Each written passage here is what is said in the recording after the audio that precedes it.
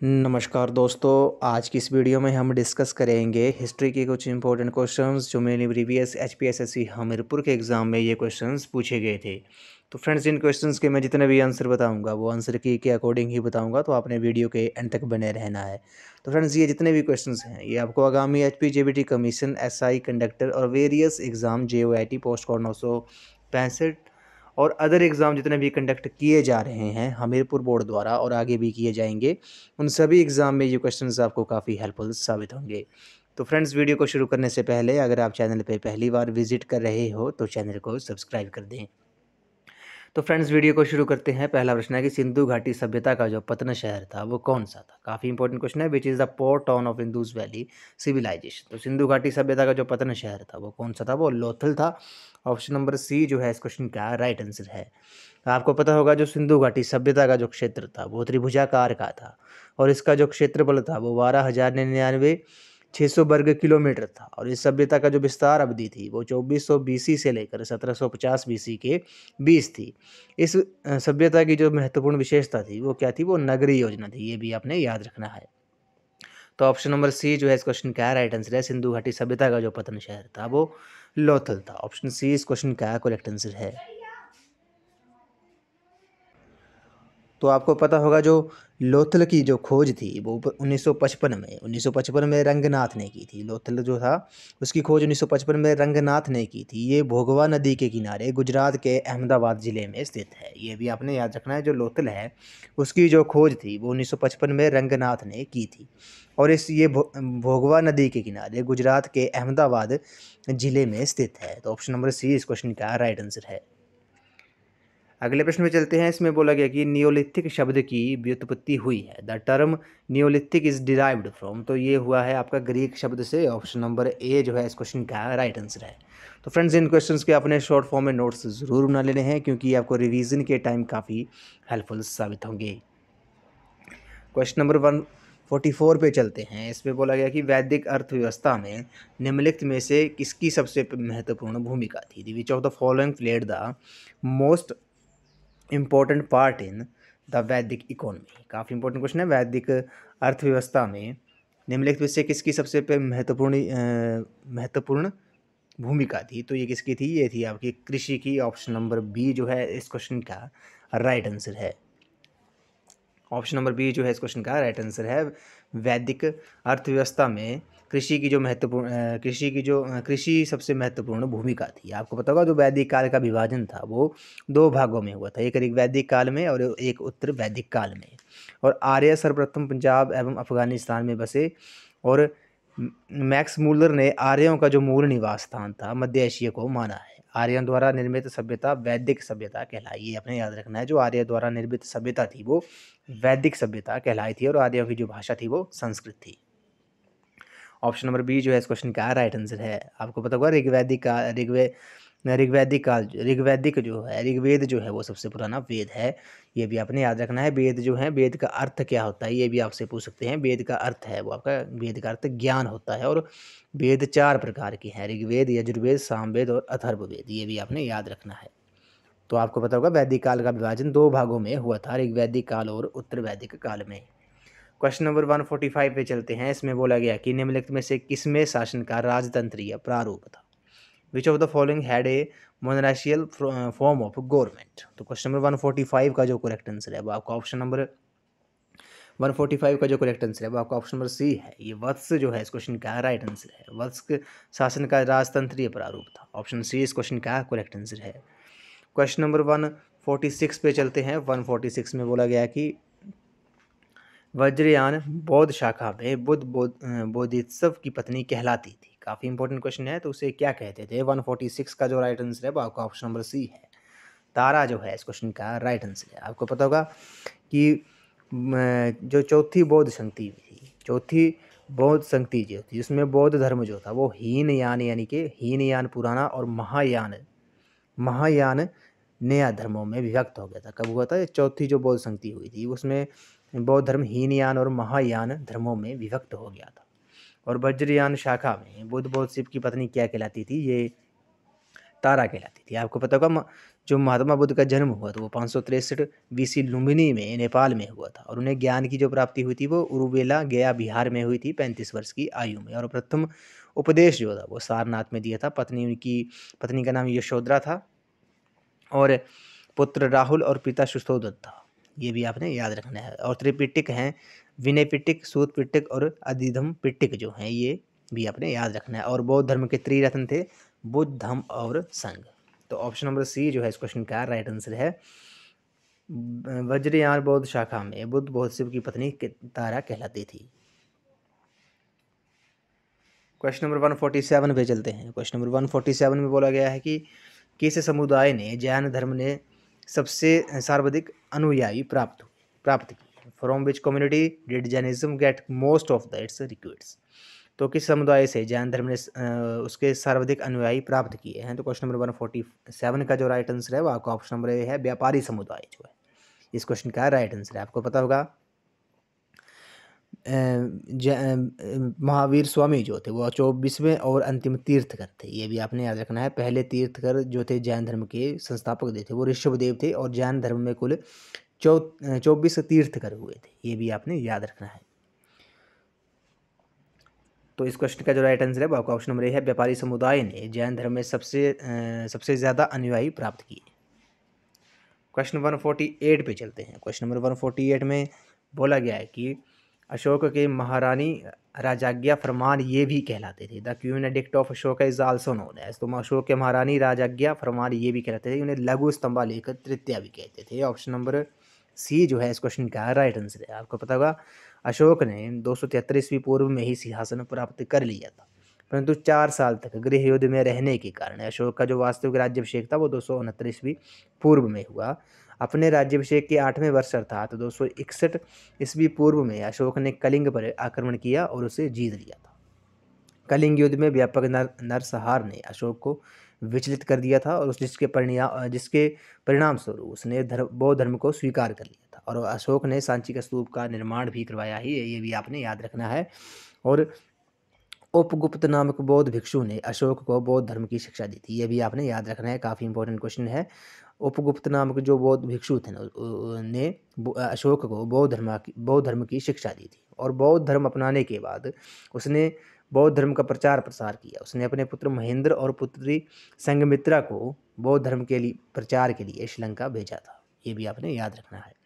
और जो अशोक के अभिलेख पढ़ने में सबसे पहली जो सफलता थी वो 1837 ईस्वी में जेम्स प्रिंसिप को हुई थी। तो ऑप्शन नंबर सी इस क्वेश्चन का राइट आंसर है। अशोक के महारानी राजज्ञा फरमान लघु स्तंभा लेख तृतीया भी कहते थे, माइनर पिलर एडिक्ट 3 भी कहते थे। क्वेश्चन 149 पे चलते हैं। क्वेश्चन नंबर 149 में बोला गया कि भारत और ग्रीस के मध्य लाल सागर मार्ग किस साम्राज्य द्वारा खोला गया था। The red sea route between India and Greece was opened by which empire. Question number 149 का जो राइट आंसर है वो आपका ऑप्शन नंबर सी है, रोमन जो है इस क्वेश्चन का राइट आंसर है।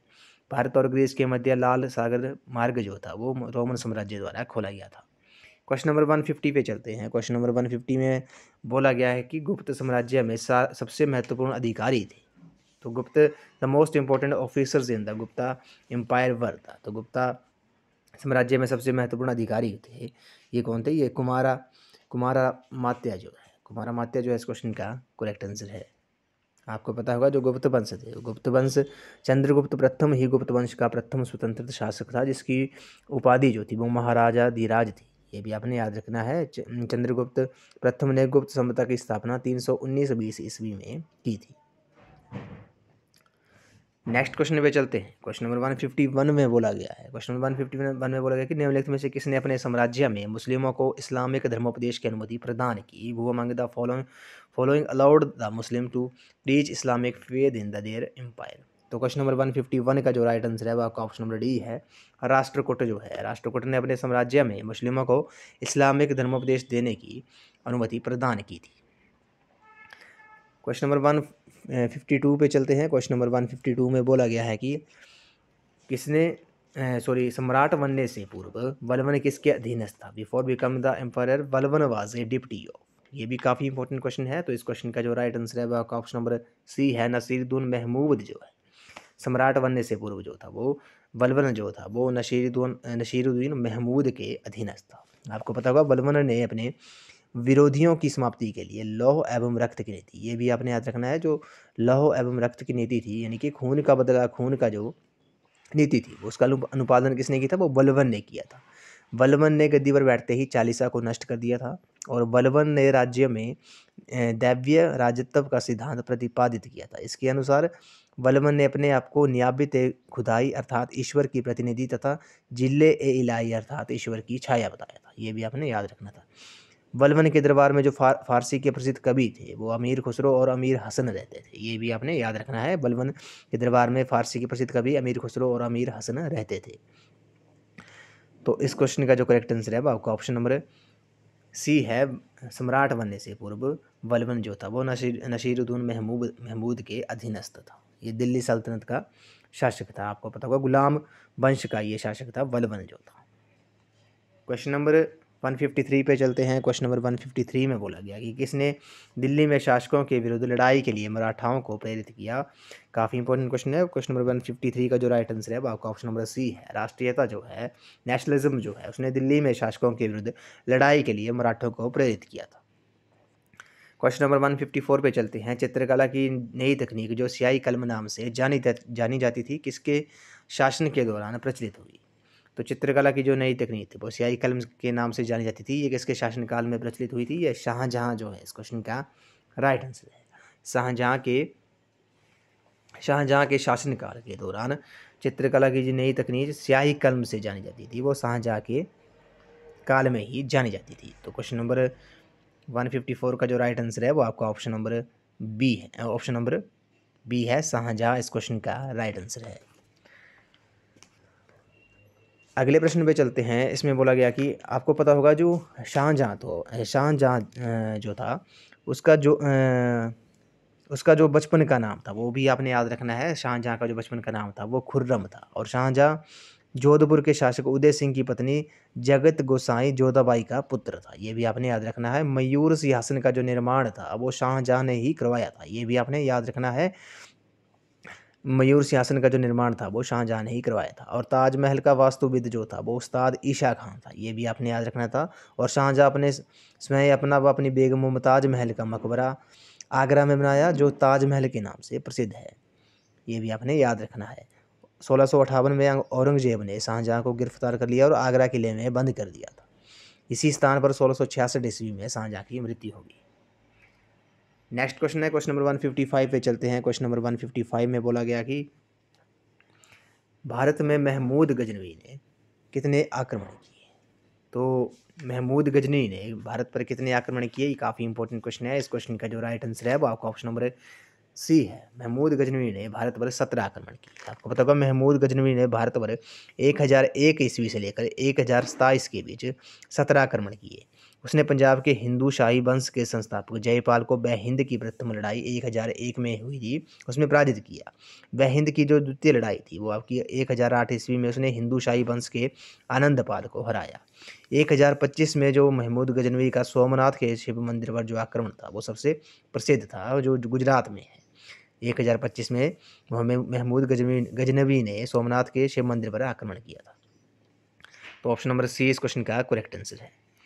क्वेश्चन नंबर 156 पे चलते हैं। क्वेश्चन नंबर 156 में बोला गया है कि रैयतवाड़ी प्रथा किस वर्ष आरंभ हुई थी? तो in which year was the Ryotwari system introduced? काफ़ी इंपॉर्टेंट क्वेश्चन है। क्वेश्चन नंबर 156 का जो राइट आंसर है वो आपका ऑप्शन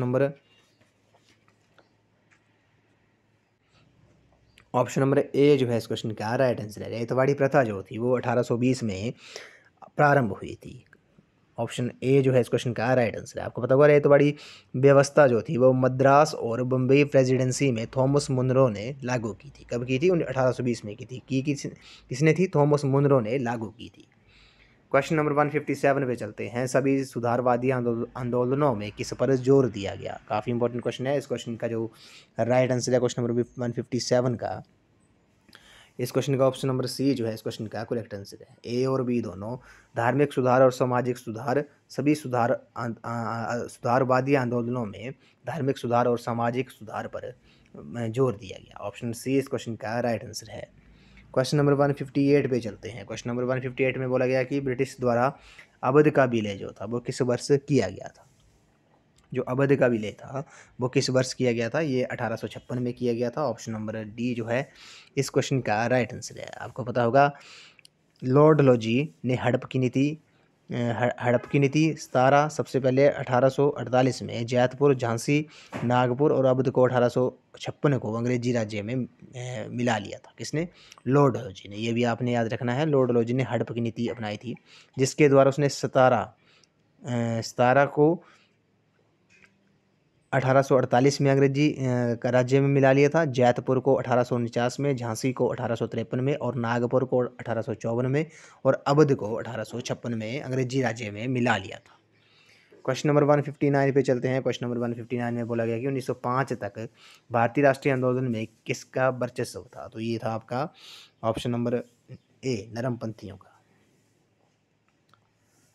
नेक्स्ट क्वेश्चन है, नमक कानून तोड़ने के लिए गांधी जी ने प्रसिद्ध दांडी यात्रा किस दिनांक को प्रारंभ की थी? On which date did Gandhi ji make his famous march to Dandi to break the salt law? तो क्वेश्चन नंबर 160 का जो राइट आंसर है आपका ऑप्शन में यहाँ पे गलत है। आपको पता होगा जो दांडी मार्च थी वो कब प्रारंभ हुई थी? वो 12 मार्च 1930 को ये आरंभ हुई थी। जो दांडी मार्च था 12 मार्च 1930 को ये शुरू हुई थी और ख़त्म कब हुई थी? ये 6 अप्रैल 1930 को हुई थी। कब हुई थी? 6 अप्रैल 1930 को ही ये यात्रा खत्म हुई थी। ऑप्शन में गलत है, तो देखते हैं इस क्वेश्चन का करेक्ट आंसर क्या है। करेक्ट आंसर आपको पता ही होगा, नमक जो दांडी यात्रा थी वो 12 मार्च 1930 को शुरू हुई थी और 6 अप्रैल 1930 को ये ख़त्म हुई थी। इस वीडियो को लास्ट क्वेश्चन है, वैवल योजना जो थी वो किस वर्ष से दी गई? Wavell plan was given in which year? काफ़ी इंपॉर्टेंट क्वेश्चन है। क्वेश्चन नंबर 161 का जो राइट आंसर है वो आपका ऑप्शन नंबर सी है, 1945 में। वैवल योजना जो थी वो 1945 में दी गई थी। ऑप्शन सी इस क्वेश्चन का राइट आंसर है। तो फ्रेंड्स आज की वीडियो में बस इतना ही। आज हमने हिस्ट्री के कुछ इंपॉर्टेंट क्वेश्चन डिस्कस किए जो प्रीवियस HPSSC हमीरपुर के एग्जाम में ये क्वेश्चन पूछे गए थे। तो फ्रेंड्स आई होप आपको वीडियो पसंद आई होगी, तो वीडियो को लाइक, शेयर एंड सब्सक्राइब जरूर कर दें। तो थैंक यू फ्रेंड्स।